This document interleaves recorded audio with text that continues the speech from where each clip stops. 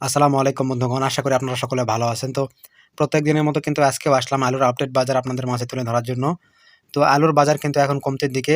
যারা আলু বাসায় উত্তোলন করে রেখে দিয়েছেন বা মাঠে যারা আলু উত্তোলন করে রেখে দিয়েছেন, তাদের জন্য কিন্তু দুঃসংবাদ। তো আলুর দাম কিন্তু দিনকে দিন কমতে আছে। তো আজকে 18ই মার্চ 2025 রোজ মঙ্গলবার।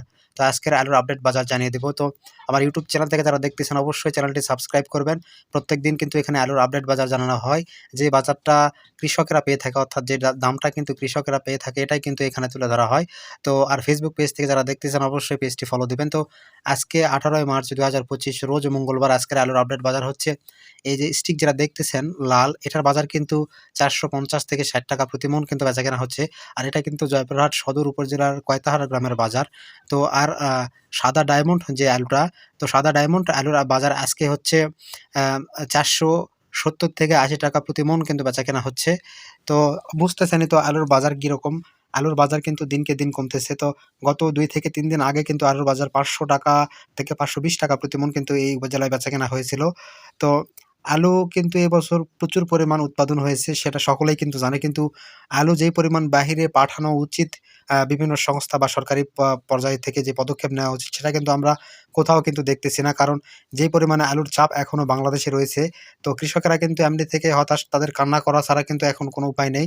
কারণ তাদের কষ্ট বা তাদের দুঃখ বা তাদের দুর্দশা কিন্তু দেখার মতো কেউ নেই। হয়তো কিছু, কিছু মানুষ আছে শুধু আফসোসই করবে, কিন্তু এছাড়া আর কিছুই করার তাদের নেই। কিন্তু যাদের করার কিছু আছে তারা কিন্তু হাত গুটিয়ে চুপ করে আছে। আ জানি না তারা এই বিষয়টা জানে কিনা? অবশ্যই জানে, কিন্তু তারা কিন্তু কিছু করতেছে না। তো যদি তারা বাহিরের দেশে ভালো পরিমাণ আলু যদি পাঠায়, তাহলে কিন্তু কৃষকদের মুখে একটু হলেও হাসি ফুটবে। লস তো তারা করেছে, এমনি থেকেই কিন্তু লস হয়ে গেছে। তো লসটা কিন্তু কিছুটা হলেও কিন্তু কমবে। লস কিন্তু পোষাবে না, তবুও কিছুটা হলে কমবে যদি বাইরে যদি ঠিকমতো যদি আলু পাঠানো যায়। তো আমরা শুনতেছি যে মালয়েশিয়া, নেপাল, দুবাই বিভিন্ন দেশে কিন্তু আলু যাচ্ছে, কিন্তু স্বল্প পরিমাণে আলু যাচ্ছে। এখনো কিন্তু আলু বিদেশে কিন্তু রপ্তানি হচ্ছে, কিন্তু স্বল্প পরিসরে। যেটা বৃহৎ পরিসরে করা উচিত। তাহলেই কিন্তু কৃষকদের মোটামুটি একটা প্রফিট, না হলেও তাদের খরচটা কিছুটা হলেও উঠবে। এবছর কিন্তু লাভের আশা কিন্তু কৃষক ছেড়ে দিয়েছে। তারা শুধু তাদের উৎপাদন যে ব্যয় বা উৎপাদন খরচ, এটা কিন্তু ওঠানো নিয়েই চিন্তিত।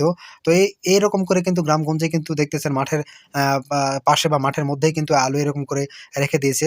তো এখন বৃষ্টি বাদলের দিন, এখন কিন্তু তাদের কষ্ট কিন্তু দ্বিগুণ বেড়ে যাচ্ছে। এভাবে পলিথিন দিয়েই কিন্তু বৃষ্টি আসার আগ মুহূর্তে কিন্তু আলু ঢেকে রাখা লাগতেছে।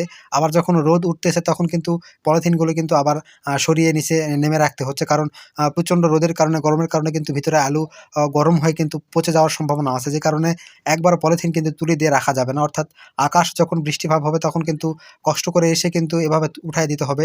সেটা হোক রাত ১২টা বা ১টা বা ২টা বা ৩টা, যত রাতেই হোক বা দিনের যতই কাজ থাকুক, এই কাজটা কিন্তু বৃষ্টি আসলে করতে হবে। আবার রোদ যখন উঠবে তখন কিন্তু আবার এই কাগজটা কিন্তু সরিয়ে দিতে হবে। তো বুঝতেছেন তারা কি একটা চাপের মধ্যে বা কি একটা প্রেশারের মধ্যে রয়েছে। তো তাদের বিভিন্ন কাজ কিন্তু ফেলে রেখে এরকম কষ্ট করতে হচ্ছে। এমনি থেকেই কিন্তু তারা পরিশ্রম অনেক করেছে আলু উৎপাদন করতে গিয়ে। তো এবছর কিন্তু কৃষকদের প্রতি বিঘাতে খরচ হয়েছে ৬০ থেকে ৭০,০০০ টাকা। তো এই খরচটা কিন্তু এবছর কোনোভাবেই উঠবে না। তবুও কৃষকেরা চাচ্ছে যে তাদের খরচ, ব্যয় খরচ যেটা, সেটা আলু বিক্রি করে হলেও কিছুটা হলেও যেন পুষে যায়। অর্থাৎ একটু দাম বৃদ্ধি পেলে কিন্তু আ কিছুটা হলেও তাদের সেই ব্যয় কিন্তু সংকোচন হবে বা ব্যয় কিন্তু মিটবে।